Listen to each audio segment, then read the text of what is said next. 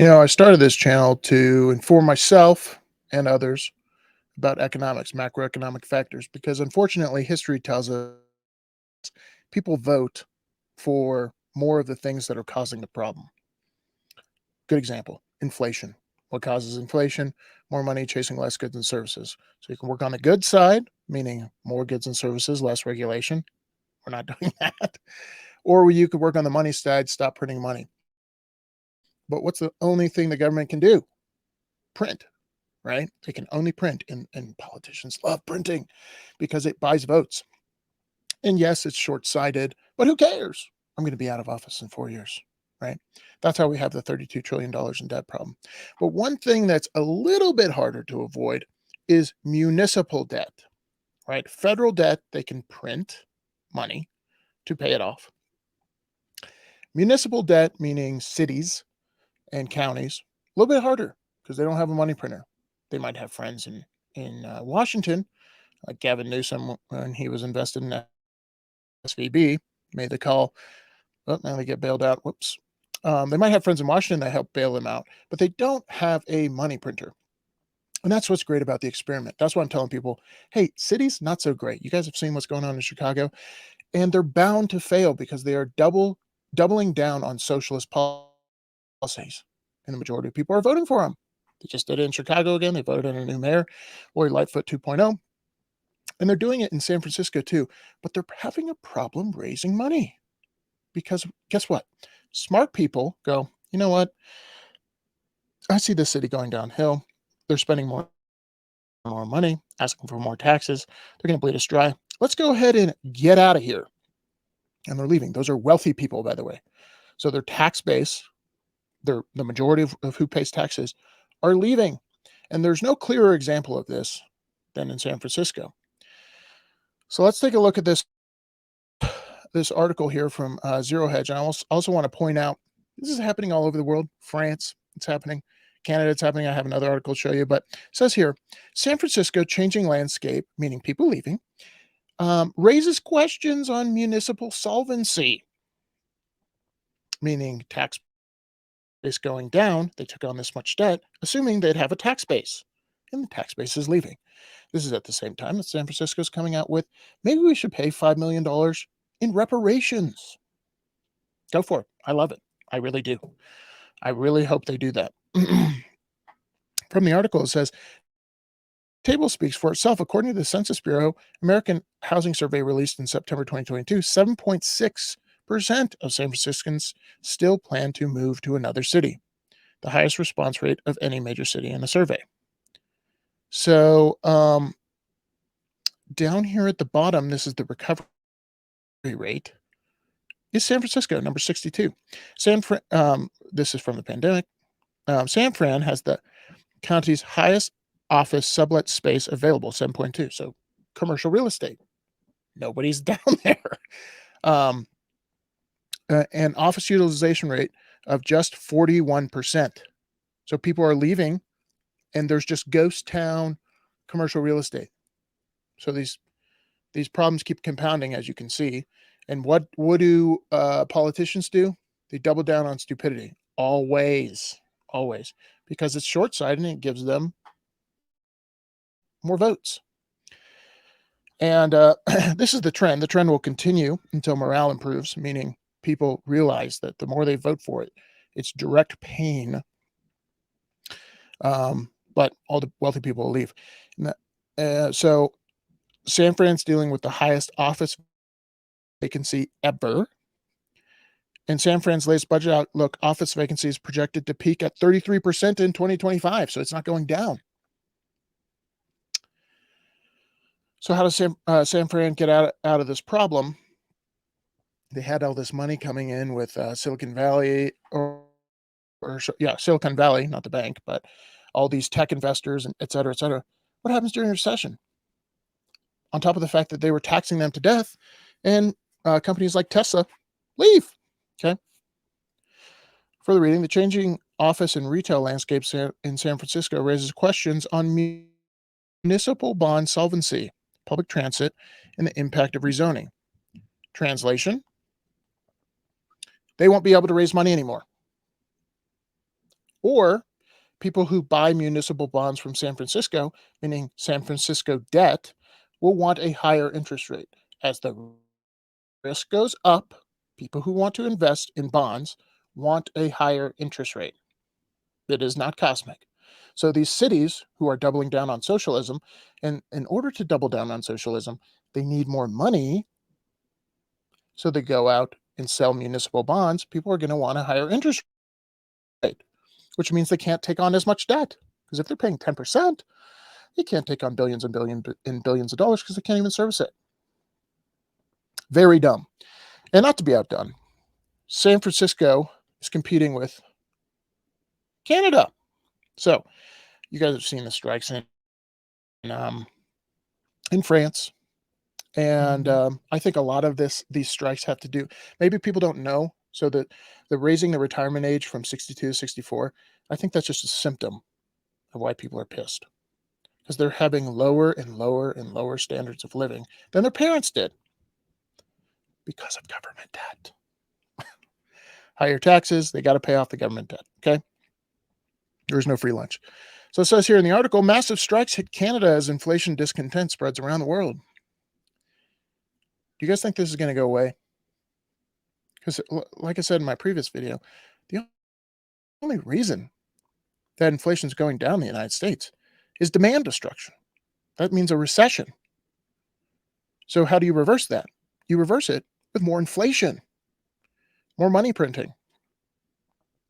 Reading from the article, Europe has already seen a wave of strikes aimed at securing inflation offsetting pay raises. These are government workers. These are unions. Hey, give us more money. You can't blame them. But the government can't afford that. They need inflation, and they can't have their bills go up, the government. In order for the government to get out of its debt problem, they can't have their bills go up at the same time of inflation. They need their bills to stay here and inflation to stay here so they can pay down their debt. But they have this whole middle ground where they have people who are unable to pay their mortgage and energy bills and yada yada. Now it's Canada's turn. At midnight, more than 155,000 Canadian federal government workers, don't you love that? Federal government workers. It's kind of kicking Trudeau in the butt. He raised the number of government workers. And the problem with that is these government workers will go straight to Trudeau and say, we're not working until you give us a pay raise.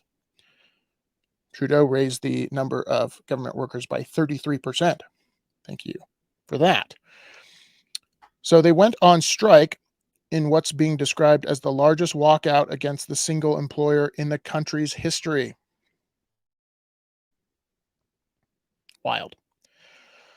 Union reps for the Treasury Board employees have been asking for a 13.5% pay hike over 3 years. The CRA staffers want an immediate 9% raise and a 20.5% raise over the next 3 years. So, if the government doesn't take in enough in taxes, how do they pay for it? More debt at higher interest rates. Do you see this spiral? It ain't going away. And they're going to pretend, and they're going to jawbone you, and they're going to say everything's fine, everything's going to be solvent. It's not. Because people are going to react by demanding a pay raise, which is just going to make the problem worse. And I don't blame the people for demanding a pay raise, but the government has so much debt, they can't afford it. So they'll print. The Peace Act also wants government to curtail contract work and make remote work more broadly and uniformly available. Don't you love it? The taxes you pay to federal government employees, they're like, hey, we want all these benefits and we want to work remotely. And if you don't do it, we're going to strike. I've got an idea. Cut federal employees. That would actually boost the economy, believe it or not, and boost tax receipts. The most hilarious Peace Act demand, this is the union, in what has to make many of its members groan with dread, is the union's demands more anti-racism training. Oh, you gotta love it. People in charge of this union, they gotta placate to Trudeau. The strike makes for dicey politics for Prime Minister Trudeau, whose government has increased the ranks of public employees by more than 33% since 2015. The gift that gives, right? So he increases the number of government employees. And by the way, he got the vote. Like 30% of Canadians voted for Trudeau. And of course, I'm sure a lot of these government employees who he gave a job by taking tax money. So he raised the number of government employees by 33%. It's the gift that gives and the gift that takes, right? They are going to demand for more pay. So it's coming full circle for Trudeau. The Labour-aligned New Democratic Party is a key backer of Trudeau's ruling coalition. I just love when the just desserts come. When socialists in power say, hey, we're going to do shovel-ready jobs. We're going to have people dig holes and fill them back in. We're going to pay them with money that we suck out of the economy through taxes.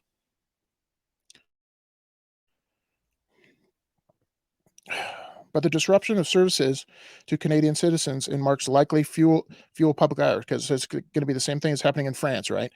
No garbage men. Their internal revenue service isn't working because they're all striking because they want more pay. How does he acquiesce to this?